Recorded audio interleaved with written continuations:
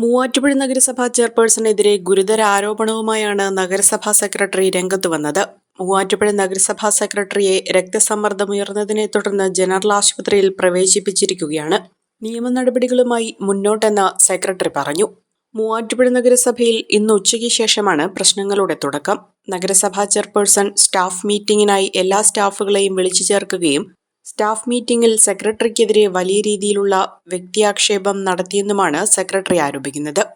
Staff meeting എന്ന് പറഞ്ഞ് എന്നെ വിളിച്ച സ്റ്റാഫ് മീറ്റിംഗ് എന്ന് പറഞ്ഞു. അപ്പൊ അവിടെ വൈസ് ചെയർമാൻ എഴുന്നേറ്റ് സ്വാഗതം പറഞ്ഞപ്പോഴാണ് ഇത് സെൻഡ് ഓഫ് എന്ന് പറഞ്ഞത്.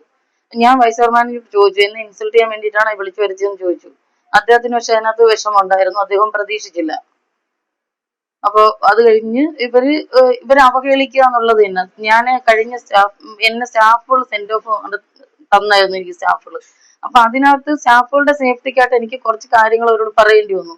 അതൊരിക്കലും കൗൺസിലിനെ അവഹേളിച്ച് ഉണ്ടോ? ഒരു കൗൺസിലിനെ ഞാൻ വളരെയധികം ബഹുമാനിക്കുന്നതാണ്. കൗൺസിലിനെ ഇതുവരെ ഞാൻ ഒരു കൗൺസിലിനെ അപമാനിച്ചിട്ടില്ല. അങ്ങനെ ഒരു ഹിസ്റ്ററി എന്റെ സർവീസിലേ ഇല്ല.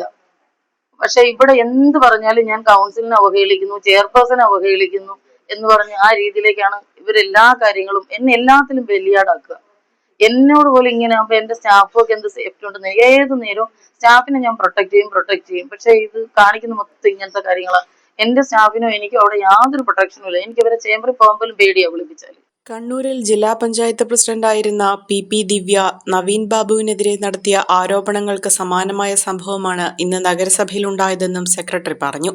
തനിക്കോ തന്റെ കുടുംബത്തിനോ എന്തെങ്കിലും സംഭവിച്ചാൽ നഗരസഭാ chairperson Joyce Mary Antony, standing committee ചെയർപേഴ്സൺമാരായ ജിനു ആന്റണി, CM ഷുക്കൂർ എന്നിവരായിരിക്കും ഉത്തരവാദികളെന്നും നഗരസഭാ സെക്രട്ടറി സിമി എച്ച് പ്രതികരിച്ചു.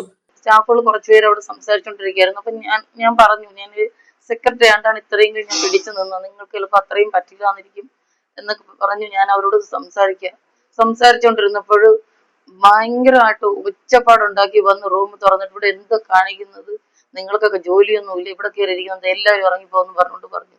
ഒരു പ്രാവശ്യം അവഹേളനം സഹിച്ച് ഞാൻ വന്നിരിക്കുക.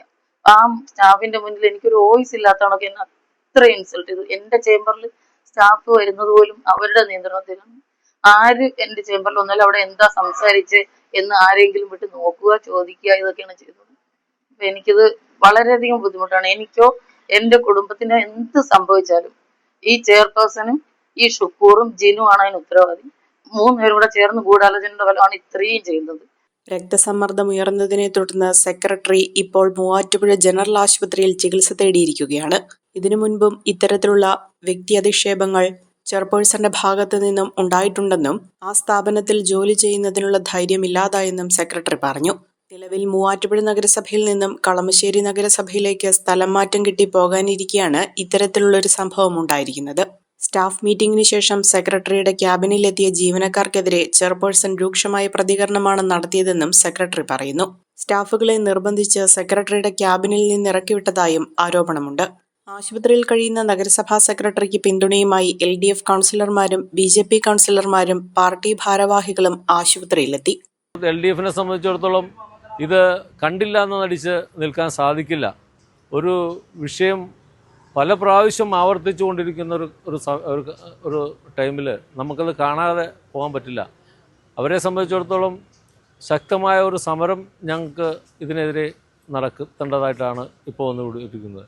കാരണം ഒരു സ്ത്രീയെ ഇത്രയും മോശമായിട്ട് അപമാനിക്കുന്ന ഒരു രീതി ഇത് നമുക്ക് വെറുതെ കണ്ടില്ല എന്ന് നടിച്ചു നിൽക്കാൻ പറ്റാത്തൊരവസ്ഥയാണ്.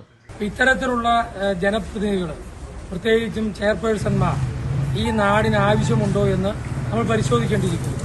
ഇത് ഇന്നും ഇന്നലെയും തുടങ്ങിയതല്ല. സ്റ്റാഫിനെതിരെ കുതിരകയറുക, അതിനപ്പുറമായിട്ട് സെക്രട്ടറിയെ, പ്രത്യേകിച്ചും സെക്രട്ടറിയെ തേജോവധം ചെയ്യുന്ന പ്രവർത്തനവുമായിട്ട് ഓരോ കാര്യങ്ങളും ചെയ്യുന്ന നിലപാടുകളാണ് ഇവിടുത്തെ ചെയർപേഴ്സൺ എടുത്തുകൊണ്ടിരിക്കുന്നത്. ചെയർപേഴ്സണ് ഒരു പാരമ്പര്യമുണ്ട്. ഇതിനു മുമ്പും കഴിഞ്ഞ ടൈമിലും അവർ മറ്റ് കൗൺസിലർമാരുമായിട്ടുണ്ടാക്കിയ പ്രശ്നങ്ങൾ പത്രമാധ്യമങ്ങളിലും ഈ പൊതുസമൂഹത്തിലും അറിയാവുന്നതാണ്. ആ ധാർഷ്ട്യം മാറ്റിവെക്കാൻ കഴിയാതെ ഇപ്പോഴും ചെയർപേഴ്സന്റെ കസേരയിലിരിക്കുന്ന അവർ നടത്തിക്കൊണ്ടിരിക്കുന്നത് എന്തുകൊണ്ടും ജനാധിപത്യ വിരുദ്ധമായിട്ടുള്ള പ്രവർത്തനമാണ് നടത്തിക്കൊണ്ടിരിക്കുന്നത്.